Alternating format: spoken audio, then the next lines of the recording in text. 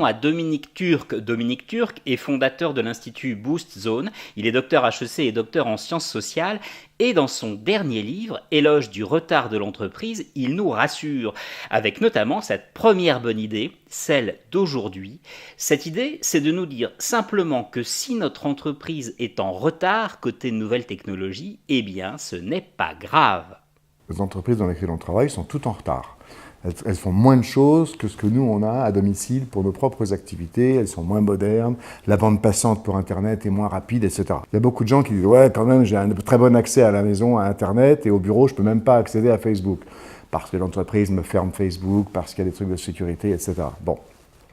Alors, est-ce que c'est grave pour l'entreprise? Pas toujours, parce que comme l'entreprise, structurellement aujourd'hui, ne peut pas être à l'heure sur l'ensemble des technologies, la question, c'est est-ce qu'elle est à l'heure? En avance, c'est rare, mais est-ce qu'elle est au moins à l'heure sur les technologies qui comptent? Exemple, si j'ai un problème avec le site internet de ma banque et que j'appelle le centre d'appel et que le centre d'appel me dit, et c'est un cas réel ce que je suis en train de raconter, « Ah monsieur, je ne peux pas vous aider parce que moi, je n'ai pas accès à la page du site internet sur laquelle vous êtes. » Là, on a un vrai problème. La personne ne peut pas m'aider parce qu'elle n'a pas l'accès Internet elle n'a pas l'accès à la page Internet sur laquelle je suis. Pourquoi? Parce que les systèmes internes de la dite banque ne permettent pas d'avoir un accès Internet identique à celui du client. Là, c'est le parcours client qui n'est pas le bon, et là, c'est vraiment grave que l'entreprise soit en retard là-dessus. Le grand danger aujourd'hui pour les entreprises, à mon avis, c'est de faire du jeunisme d'entreprise. Ce que j'appelle le jeunisme d'entreprise, c'est « il faut qu'on soit moderne ». Bon, alors on ne sait pas très bien ce que le digital va venir faire chez nous, mais c'est pas grave, on nomme un patron du digital. Ça fait moderne, tout le monde a son patron du digital maintenant.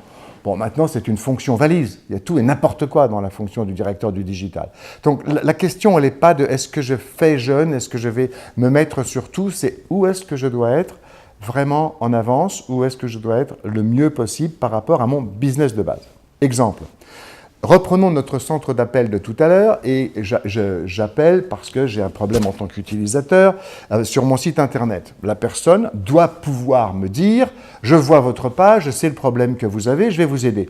Que cette personne travaille sur une vieille version de Windows à son poste de travail, ça ne me dérange pas. Lui, ça ne va pas le déranger non plus. Donc pourquoi tout de suite monter en gamme de Windows pour avoir la dernière version, ce qui coûte très cher et pose quelques problèmes techniques et complexes de formation, alors qu'en fait, on n'en a pas besoin. Par contre, qu'il ait un bon accès à Internet pour me servir moi en tant que client, ça c'est essentiel, sinon le client il s'en va.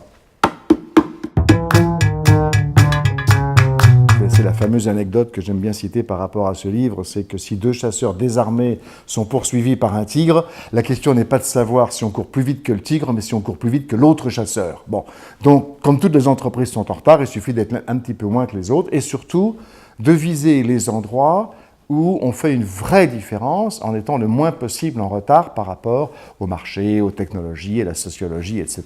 Donc il y a un vrai effort à faire de sélectionner où est-ce qu'on va se battre.